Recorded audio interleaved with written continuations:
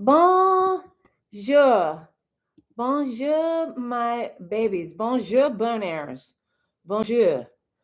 I am here with a very important message for the beginning of this show. Bonjour. I'm wearing my beret just because it is part of our rebellion. Hi. Welcome to Get Wood. My name is Jess Wood, and Get Wood is brought to you by Anti-Ice, Anti-AI, all real life shit, and a little cheerfulness for your week, just for a fucking second. For Christ's sakes, I've been crying. I'm wearing my beret. I feel a little like Sam Kinison. ah, ah, and I feel like Sam Kinison because Sam Kinison just used to, and also a little bit of a Home Alone vibe happening. But boners, como estás? Fuck, I hope bien.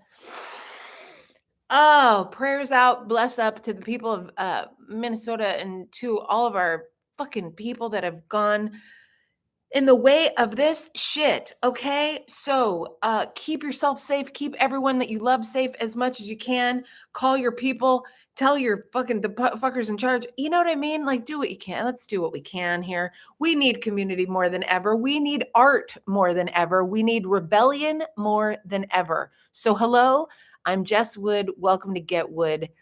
We do have a theme song here. Word crimes. Okay. War crimes. All right. Fuck you. We won't do what you tell us. Fuck you. We won't do what you tell us. Some of those who burn crosses are the same who, listen, it's nothing new. This is not new for me, at least in my dialogue, the way that I was raised. This country was founded on bloodshed and thievery and the idea that the white man knew better than everybody else. And I'll end with this, and then we'll start the show. I'll end with my little rant here. But if we all band together and we strike these motherfuckers, boycott these motherfuckers, we win. Okay. It's a bunch of bullshit out there, but stop buying shit, stop streaming, stop ordering things. Stop it. Okay. Thanks. I'm Jess. And I'm here, and I'm so happy to be here consistently for you, for me, for us, for humans, for community, for the witches of Eastwick. Okay, I would love to start now. Obviously, I did a little bit of a different theme song this week. I'm wearing a lot of my mom's old turquoise, and I'm wearing some turquoise that my friend made for me. But I feel like the turquoise is very appropriate for what's happening right now. I feel like we need the most protection. We need to ground out into the earth, and we need to burp it out. Okay. So let's start off with a little bit of a lighter. I mean, obviously I've already started. We're 3.5 minutes in, and I've been talking about the rebellion, but that's who we are. Art through rebellion, art as rebellion. If you are creative, if you're supporting creative people, you are rebelling. So thank you so much. I do have frosted lipstick on today. It's true. My friend showed me a picture of herself from the 80s, and I was like, is that frosted lipstick? And then I found some in my bathroom. Riveting conversation, Jessica. Thank you so much.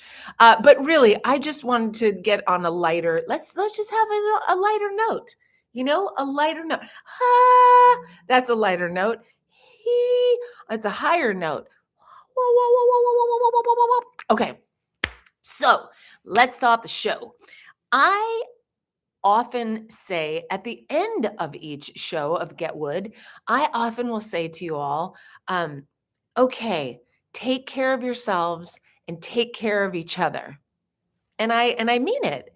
However, I was watching a documentary called Reality Shows or something about the reality of reality shows. I can't remember what the title was, but it was about reality shows. And they showed a clip of Jerry Springer. Well, they showed a lot of clips of Jerry Springer because, Jerry. And if you wanted to get really deep on what's happening right now and say that it might have started in the days of reality TV starting out and us cheering when people fought each other or cheering when people's lives went down the drain or cheering. So, anyway, Jerry Springer at the end of his shows would sit and have a final thought. And his final thought was always something very touching and a very special Jerry all of a sudden, as opposed to the show that we just watched where people were tearing their hair up and off each other's heads and kicking each other and he says, take care of yourselves and take care of each other.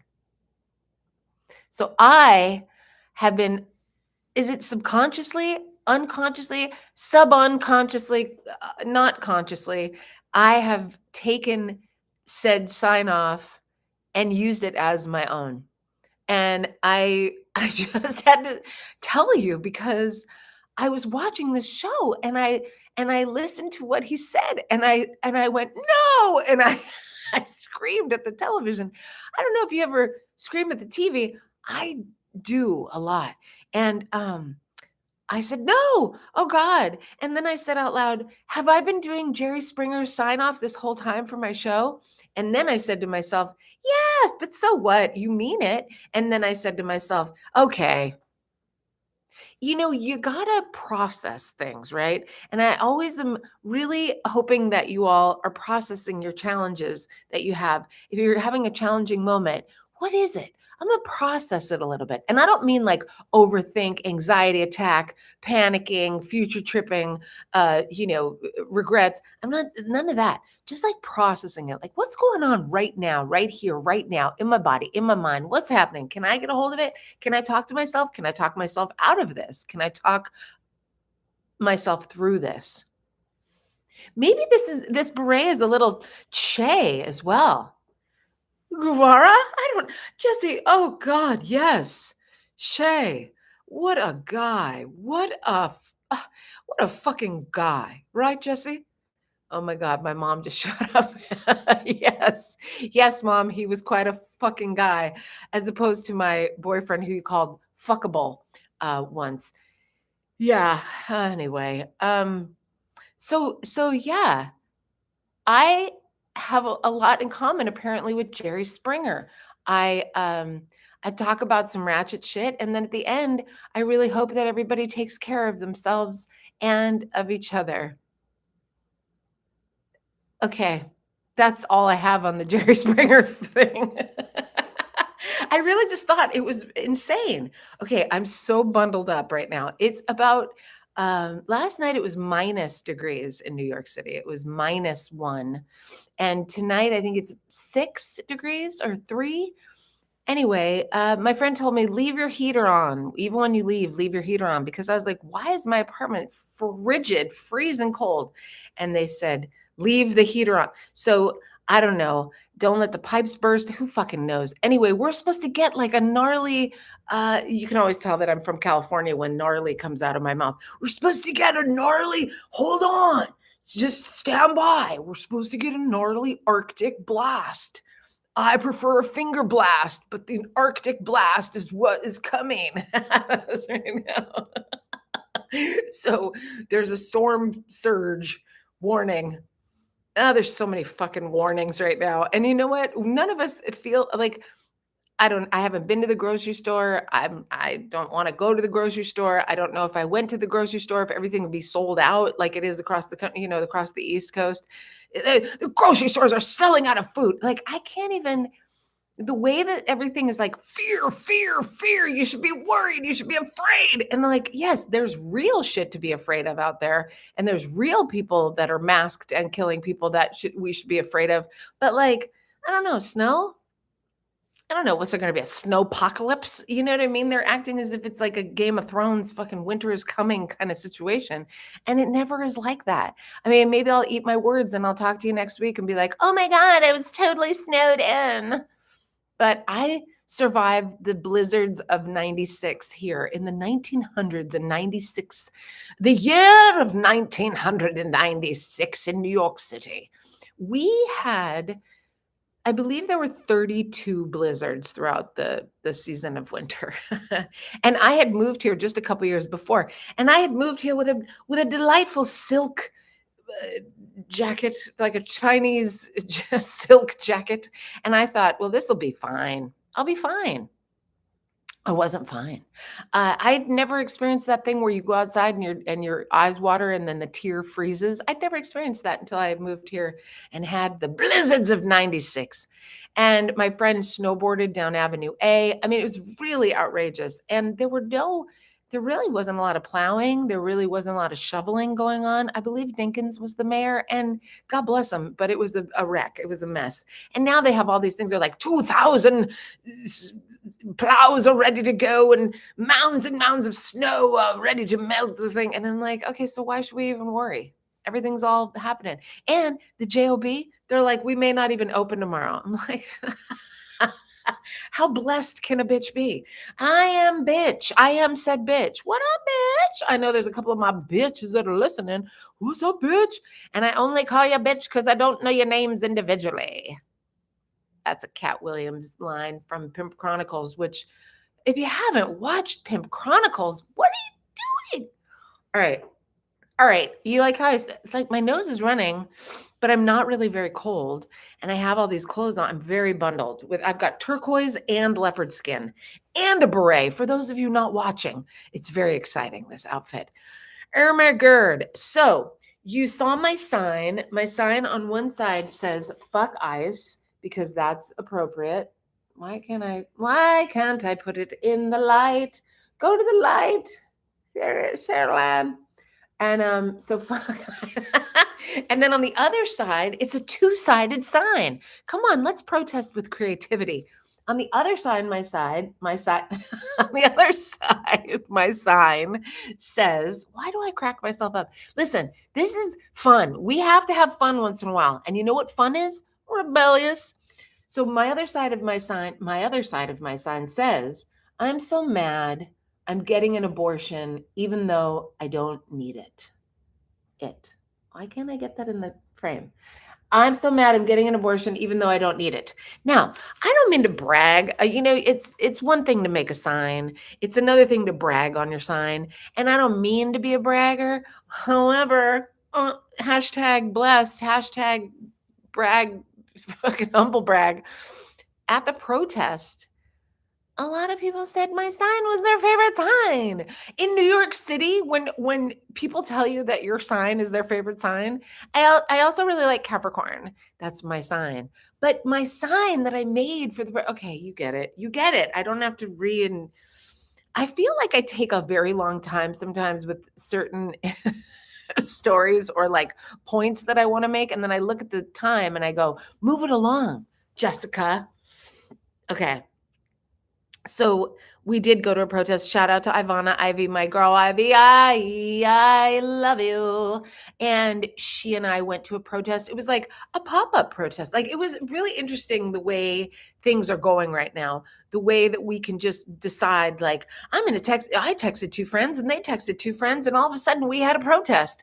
And it was on East 4th Street between La Mama and KGB bar. And it was great. It was all these like, seemed like elders that were in the theater, really great signage, even though my sign was really popular, you guys, but like really interesting and sweet people. And they had a warming station, they had hand warmers, they had hot tea, and they called it a sit-in because they brought all these chairs. So they were like boomer age. So they came from the protest, they're the OG protesters. And they had sit-in chairs that had little signs taped on them that said sit in, and they were like, welcome, welcome. And then this white lady with blonde hair, she really got down on the songs, Lord, like she was, yeah, she was feeling it in her toes, you know what I mean? Like her gah, and we were, and this little slide of mine, I'm horrible at that, but I tried, and I gave it my best, and we had community, and we had art, and we had rebellion, and we had horns honking, and we had a nice group. There was a nice group of people. Now we started downtown because we thought it was supposed to be Tuesday's walkout was going to be go to your local city offices or Congress or Senate or, your congressman. But we were downtown around all the city buildings and there was no one. There was no one down there. So I think in New York, it's usually Union Square. There was also Trump Tower is also a really good one. There's always people protesting at Trump Tower because fuck him. Yeah. Okay. So take care of yourselves and take care of each other. Jerry. Uh I don't know if I had complained to you all about my tooth. Yes, I know. Uh, it's a thing. Listen, you can we can I've talked about, aging and going to the doctor and how after every exam, whether it goes well or there's kerfluffle, a kerfuffle, the doctor always will preface the sentence with or the diagnosis with Jessica, as we age or as we get older. Well, it's not changing, it just gets more like that. So I had to go to the dentist because I've had this tooth it was rotting in my head. I'm not gonna lie to you. It was I never lie to you because I adore you. It was rotting in my head and it had been going since I want to say October. Like I kind of was putting it off and being like, I'll just suck on this clove. Do you know that clove is a natural pain remedy for your teeth? So if you're feeling like your teeth are hurting and you have maybe a cavity or something or a gum thing, do a little clove water, make a little clove tea, like with real cloves, and then boil them and then cool it and then drink it and swish it around in there. It's a fucking magical situation. As all herbs are. You can heal yourself with herbs. You don't need these motherfuckers. That's why there's all these. There's never been a commercial for Golden Seal. Do you know what I mean? Golden Seal is like the fucking cure all herb of everything. Like my mom used to use it on me when I was a kid for everything. Like you have a cold, Golden Seal tea. You have you hurt your leg, make a Golden Seal. What do they call it? Like a oh my God, it's like a pulp. Make a Golden Seal pulp and put it on the hurt. You broke your arm, Golden Seal. It's almost like tussin. You know how Chris Rock is tussin. Put some tussin on it. So Golden Seal, there's never been a commercial for Golden Seal because if anyone found out about Golden Seal and it's all its properties that can heal us, these motherfuckers would be out of a job. Yeah. Dr. Sebi, like they put him away. Herbal doctors. Healthy. Anyway, I had been I'd been okay with my tooth because the cloves. And so, but it had gotten to the point where I could barely like take a breath in my mouth. Like it was really good because it stopped me from any kind of mouth breathing, like, you know what I mean? Like nobody wants a mouth breather around. So, uh, I was really careful about keeping my mouth closed all the time. But when I did take and it's fucking frigid cold here. So when I would get this like, just the pain. It was almost, I guess there was a nerve there, a root or something. A root was open. There was something open, exposed. And so it was really getting me. So I went to my local doctor. I had to wait 2 fucking weeks to get the goddamn appointment because, when you're on the Medicaid, whatever, the states, the government, anyway, I got there and they didn't fucking know aren't you the x-ray and cleaning? No, I'm the fucking extraction. Get this shit out of my mouth. And then they did that weird thing that dentists will do. Oh, why do you want to get rid of the tooth? Bitch, you don't know this tooth. This tooth is an asshole. Get this fucking tooth out of here. Plus, this is all business. Up front, this is a party tooth. It's in the back. Okay? Get it the fuck out of here. He's causing trouble in the house. Get him the fuck out. He needs to be removed from the party. So this guy, this dentist, he was a bitch ass dentist.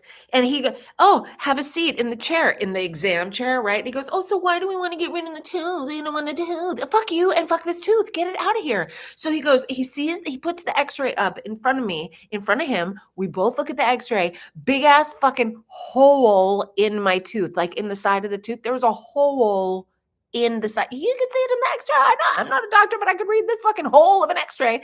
So I see it and I go, oh my God, there's a hole in there. And he goes, yeah. And he goes, which one is it? And I go, well, I guess it's the one in the back, or maybe it's the one next to the one in the back.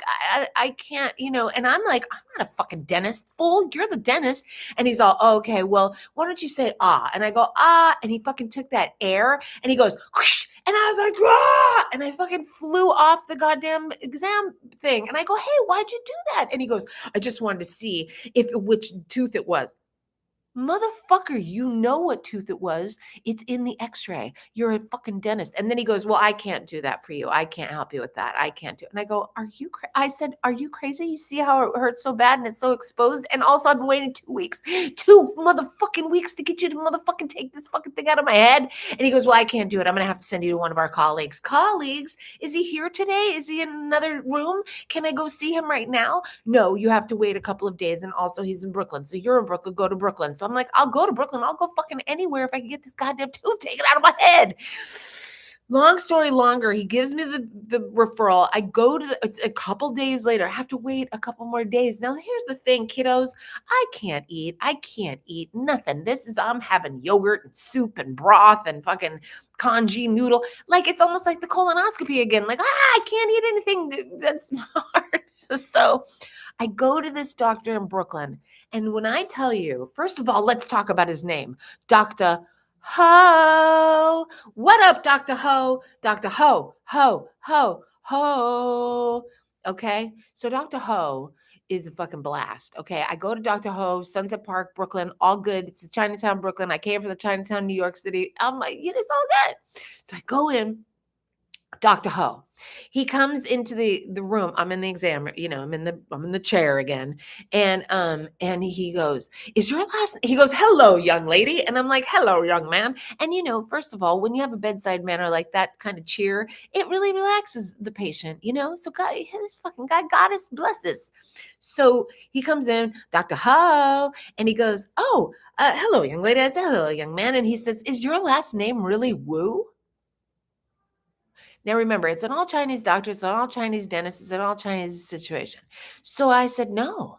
I said, but it could be. And he goes, oh my God, what's your last name? I said, oh my God, it's Wood. And he goes, oh my God, somebody left the D off. I said, oh my God, because it's a China, I understand. And he goes, we had all thought you married a Chinese man. I said, hey, it's possible, Dr.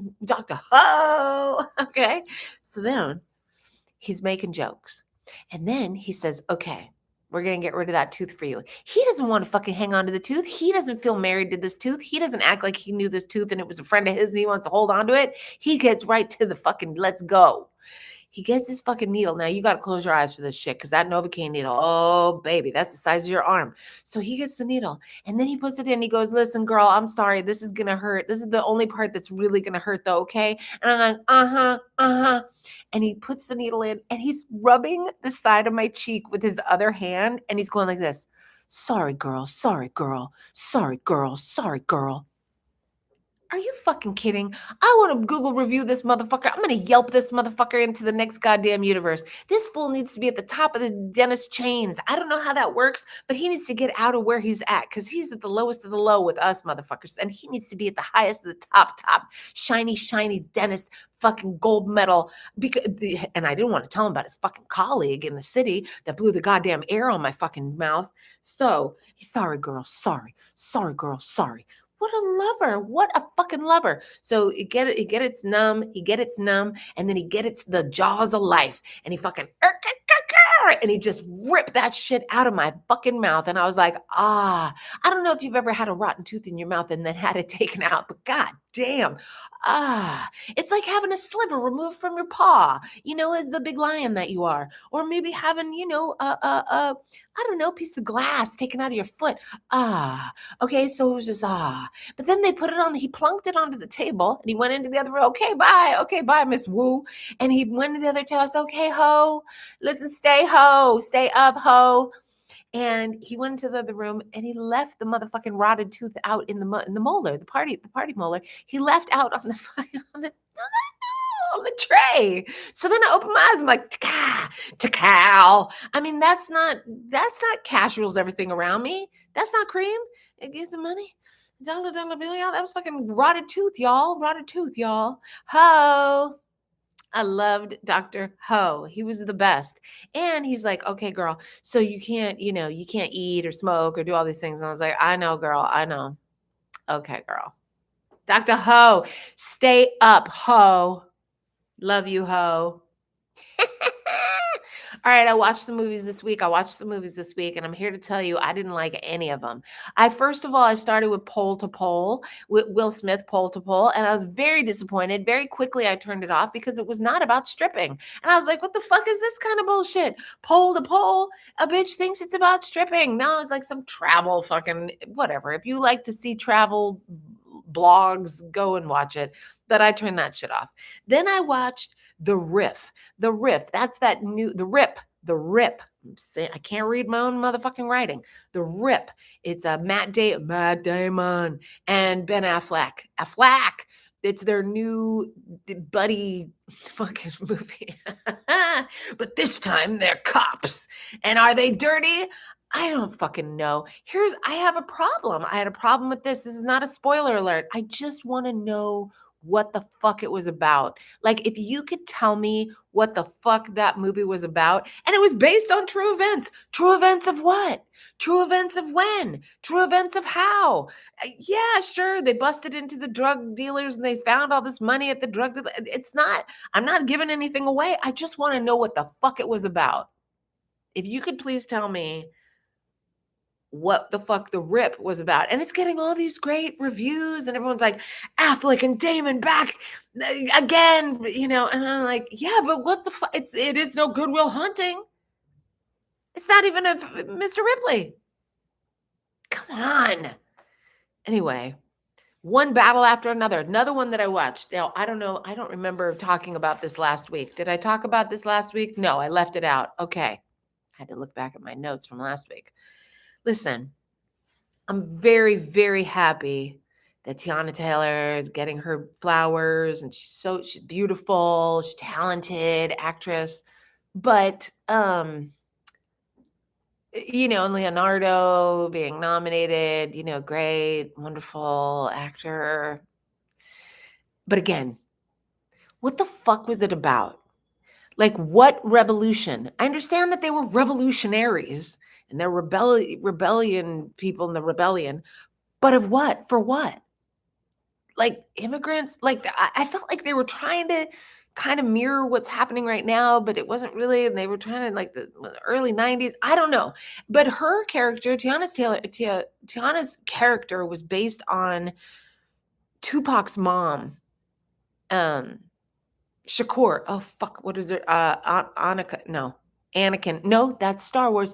But you know who I mean. And I gotta say, I don't think that she would probably think that that was a great representation of her. I don't know. This is not for me to say, but as a movie goer, here's the thing. I love culturally what they're trying to say on these movies. Like, even The Rip, they're trying to say something culturally about police and criminals, and the fine line that separates them. I think that's what am I warm, at least? Can you tell me? And then one battle after another, it is about, like, culturally, it's about rebellion and about going after the big guys, and doing small acts of rebellion to get what you want for the people. I get that. But what the fuck was the movie about? It's like, I know I talked about heated rivalry last week, and I got a lot of blowback on it from some of you. And I don't mind. I mean, art is subjective. That's the thing. I feel like with the invention of the internet and the invention of, like, everyone's a critic now, that everyone decides that a movie is good. And then if you go outside of the lines and you're like, that movie was not good, everyone's like, you're a racist, you're a classist, you're homophobic. Like, no. If I could say, let me preface it with this, okay? I am so happy for the culture that heated rivalry exists. I'm so happy for the culture that Sinners exists. I'm so happy culturally that both of those things are a big deal and in everyone's mind and zeitgeist, right? In the human in the culture right now. However, as a movie lover and a television lover, I have to say those parts don't thrill me. Culturally, I'm absolutely loving 100% behind it. Let's big up the homosexual male relationship hot. Let's make it beautiful, shameless. Let us show Black history and culture and music and beauty and relationships and allegories to the Irish. All that stuff is so great and gorgeous and beautiful. But as movies and TV shows, I feel like some stuff is missing. Clarity or through line or some sort of development of outside characters or story, you know? I feel like you're not really allowed to say that anymore, or else you're cast out as like sexist, homophobe, racist. And I don't feel any of that stuff. I feel like whatever happened to Siskel and Ebert, you know, like they used to be the only people that were the critics at large. Now everybody's a fucking critic, and even myself. This is very hypocritical of me to be tearing down the people that are judging these things when they have no right, and I have no. What's my fucking? Where's my certificate of cultural media studies? It's not here. Oh man. Well, you know what I can say that I do love and that I hope that you guys get to see um is it's called The 99-Year-Old Man, and it's Judd Apatow's new documentary. And it's a documentary, so it's really, I guess you kind of can't go wrong on a documentary because I'm not looking for like, where's the truth in this? Where's the through line? It's just a chronological story of somebody's life, right? And this happens to deal with Mel Brooks. And for me, Mel Brooks is one of my heroes growing up. Mel Brooks movies. He's up there with Richard Pryor, George Carlin. And these were the thinkers. These were the guys who, who said something, who spoke about stuff. Joan Rivers. I mean, these were the folks who turned things over and looked at the uglier side of stuff and tried to joke about it to make us feel better in society. And I hope that we can get to that place, or at least produce some film and television that helps people feel like they're represented, which is what I think the sinners and heated rivalry. I'm very happy that people can feel represented and feel like they have some, see people that look like them on the big screen and small screen. That's so important, so important. And who knows this better than Jerry Springer? All right, gang. I went a few minutes over, but I think you'll forgive me on that. Plus, I had some ranting to do at the beginning here. Um, I just I just think about you all the time, and oh, I have to do a quick shout out to my friend Shauna, Bona. When I told her I was getting a tooth removed, and she said, "Are you getting any of those good drugs?" And I said, "No, it's the 600 milligrams of ibuprofen." Which I was already doing, but that's what they offered me. That's what they gave me. And she left me a message and she said, oh God, what is it? Because of the opioid crisis? And I thought, well, there's something, like, yeah, it's a fucking horrifying crisis, but like, can a couple of us get like a Vicodin maybe every once in a while? Or just no, just everybody loses now because a couple of fucking fucked up people, man.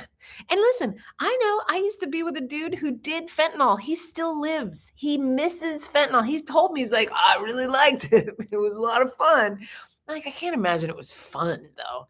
I've done heroin, PCP, huff paint, none of that is really, I wouldn't call it fun.